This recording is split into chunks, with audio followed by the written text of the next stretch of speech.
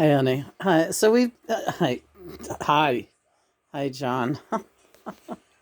Hi, Matthew Sweet. We've been crusading for Matthew Sweet on the GoFundMe page this morning, and we've been sending links to all, big deal musicians. I forgot Brian Wilson. We'll get him, but we put it on McCartney's page, Amy, Michael, Beck, all anyone you could think of that is on our Twitter feed. We sent it to all the bigwigs, and I don't know if I'm crazy or not, but last night those numbers didn't move at all.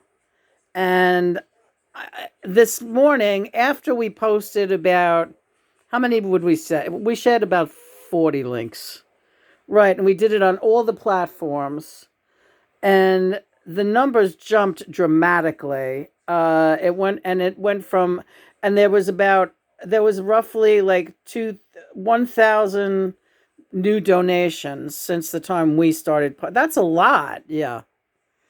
But it should, and they're all small, like people like me that really don't have a lot of money.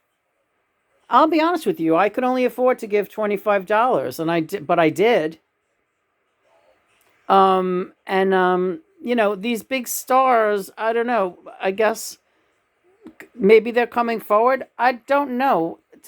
Alina? You have to know that it helped because as soon as we posted that, you got a bunch of new followers on Twitter. That is weird too. And I'm not doing this for followers. I just want Matthew Sweet to not have to worry about getting the help that he needs medically. A stroke is like one of my biggest fears. It should be everyone's biggest fear. To leave you that incapacitated, and especially he's an artist, he's a musician, he works with his hands, his mind, his mouth, his thoughts. You really, it's frightening. Yeah. All right. Well, you did everything you could do. Now we have to concentrate on our recovery. All right. Well, but I'm 222, right? And I want you to show. Can you get a shot of that? All right. Well, beyond that pumpkin, out that window is the most gorgeous gold tree. Look at that gorgeous gold tree. It's pure gold. It's solid gold, baby. So last year, Chris got me a bunch of leaves from the Fordham foliage collection outdoors. We have beautiful trees all around our area. We're right near Forest Park and Queens. We got and it's a tree lined utopia where we live. Really, it is. There's a lot of gorgeous trees. I feel sometimes sad that I'm missing it and not outside enjoying it. But I'll tell you the truth, I have a lot of great photographs and memories from our land upstate. Should I get some of that up? Yeah, let's get it up now. All right. Well, anyway, John just wants to start going through the photo album. Yeah. This is a picture of Lena. Yeah, that's John's picture of me. Isn't it nice? Sitting there on a train. Looks like it's on a train. Like a cosmic train. I do love that. Yeah, I do love that. Let's see what else we got. Oh, look at these. Ooh, the Grim Reaper for Halloween. Your artwork is amazing. Yeah. Here's a great one. Hi, Howard. Yeah, Howard Cosell. Johnny and Howard Cosell. And I write great minds. Yeah, there it is. Great mind.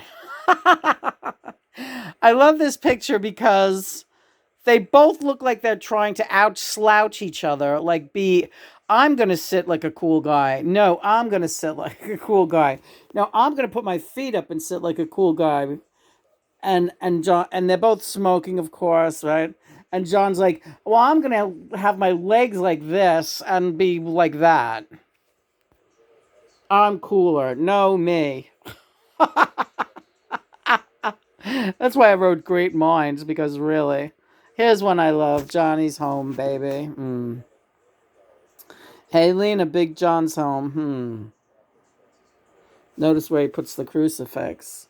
Yeah, John works on these with me. John loves doing visual art, and he loves computer. He loves embellishing photographs. There's Bunny. I love that one too. There you can really see Bunny's big fat rump and his big bunny rabbit back legs. Look at those legs. What a strong boy he is. Such a beautiful guy. Here's one we embellished by Klaus Vormann. Johnny drunk and walking through the streets of Hamburg, following a night out on the town. Right, honey? Yeah. Talking to Lena. Yeah, always. Lena saying something to make me laugh. That's my smile that I get from him. That's the one. That's the one. Klaus captures him so beautifully. Oh, look at this, a poster of my gig at one of my gigs at CBGB's. May 1st, that would have been May, June. 95? I think it was 1995. Chris was Chris in, no, Chris was in the band. All right. 96, May of 96, May 1st. Wow. CBGB's, folks. Meow meow. That's a Wednesday night, folks. That's no audition night. That's a regular band night. What do you got here, baby? I like this face of yours. Oh, that's nice. We're supposed to be looking for pictures of autumn. Autumn in New York. It makes the whole world brighter. We're not in any hurry. We did a lot of work this morning. Our morning work, Lena's asking me, when are we going to start the arts and crap inventory? We got all day for that. It's just past noon. Our morning crusade was to go to work for Matthew, and you did an unbelievable job within. Lena, you did fundraising that it would have taken 30 people to do. It was amazing. Matthew knows, so don't you worry about that. I don't want a pat on the back. I just want him to get better, or whatever he wants to do. I know, and I love you so very much. Oh, I like that picture too. God, they're all so great. Oh, this is an interesting one. This is the Dakota. Look at this picture of the facade of the Dakota. And this was where I first lived with Christopher, our apartment. Doesn't it look like a little mini Dakota? Mm-hmm. We were on the top floor. We were right there. That's our bathroom window. And bedroom window. Also bedroom window. And then around the side was another bunch of windows. We had a great cross breeze. But doesn't they look the same? Of course, the Dakota's a lot bigger. What's today's reading on here? Discipline, being a worthy disciple, clear mission, holy army, meticulous guidance, faith, earth and water. Okay, going with the flow, but keeping both feet on the ground. Good morning, Sid Barrett and Kurt Cobain. Yeah. Really, your work is done. But I know you do whatever you think you can do. You know what, Sid? Yes. And Kurt, yeah. I just keep thinking of how much he has in front of him, Matthew. God willing, if he survives the extent of his damage that's been done. Strokes are so damaging. And people, barely recover when it's that bad. Oh, God. And I just think of what my rehab, and I don't know if I've had many strokes. Sometimes it feels as if I have, but I haven't been properly examined. I haven't been to a doctor in over 10 years now, ever since I came home from the hospital. I've had doctors come to the house, but I haven't had any body scans or anything like that. So I don't know. I really don't know.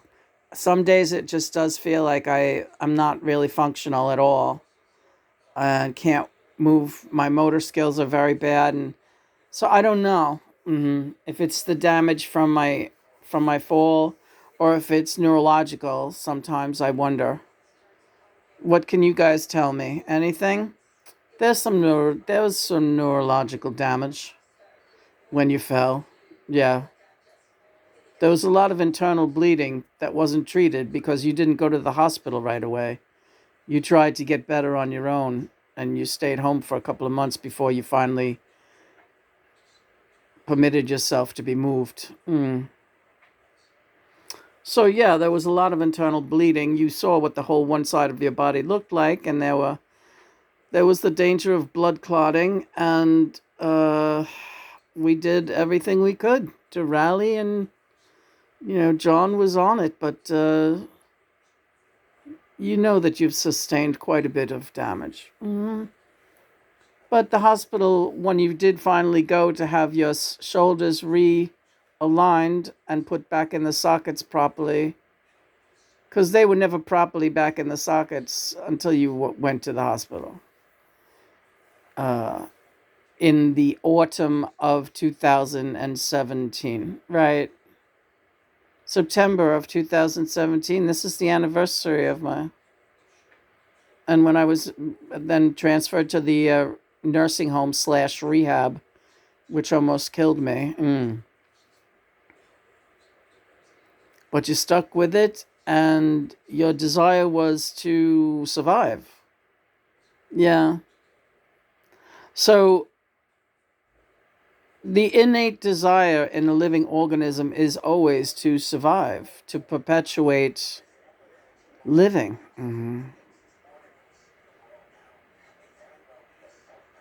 Sometimes you say you've given up, but you've never really given up, have you? No. Look at me. I'm thinking of building wreaths and collecting leaves, and I don't know. There always seems to be something to do to create beauty. That's what you do. You create beauty.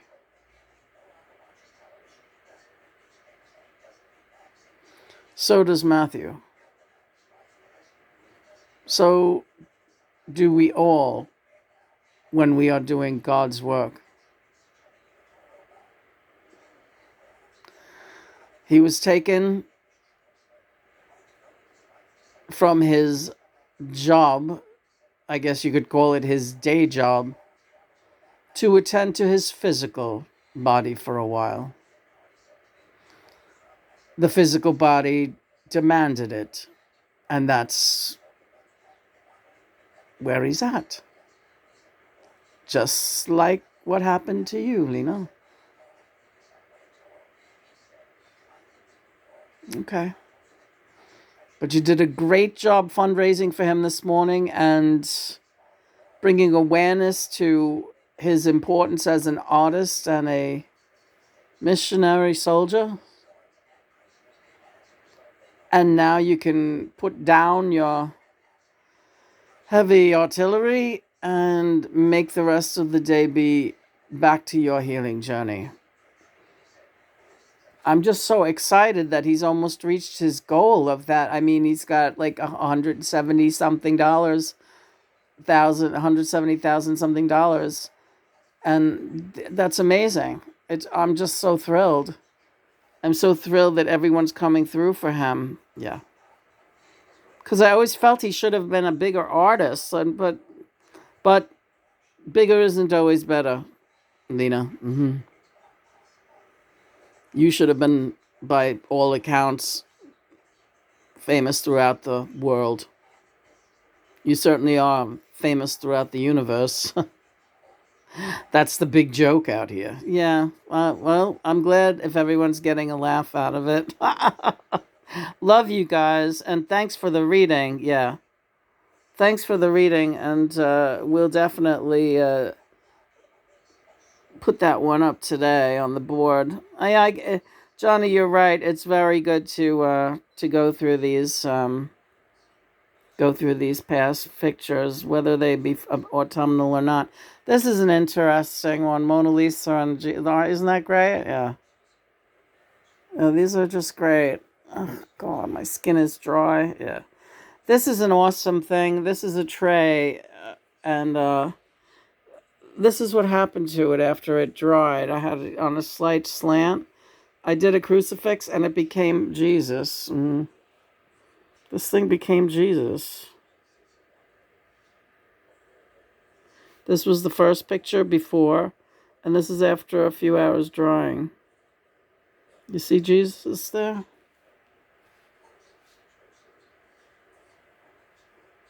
I love you. I love you too, hon. What do you want to do? Oh, I want to finish lunch. Joey and Joni. CB's crowd. Frank. Lou. Love you all. Love you, John. I'm all right. I'm comfortable. I'm okay. Look at this one. I like this of John. John's got the legs. My legs are chunkier, but we're both knock-kneed. We have knock knees. Yes, we do. Right, honey? Yeah. You could see it in pictures of us when we're little. I love this one of me, Amy, and John. Amy's never on Twitter anymore. Here's me, Girly, and John.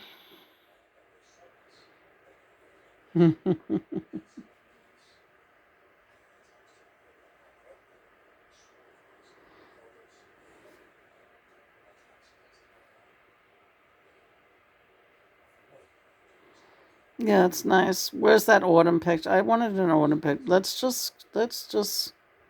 do one more reading and let's go. We got to. Okay, reading from the Book of White Eagle. Such a glorious opportunity stretches before each and every one of you. The trivialities of every day, the disappointments and the petty annoyances and the hurt which you allow yourselves to receive from daily lives, they are all very small. But you allow yourselves to let them seem very big. Please let them recede. Concentrate on your whole being upon the love of God. Be his child, be her child. Surrender your self-will to the divine will. Children, there is no death, and there need be no weariness of the flesh. There is no weariness when the soul has entered into the full glory of the Son, the Almighty One. May all tiredness and weariness be dispelled by the inflowing life giver, the Son. And I think that's a beautiful wrap-up for this afternoon's reading. We started the day singing Here Comes the Sun with the Beatles. And here comes the rest of the day. Here it comes.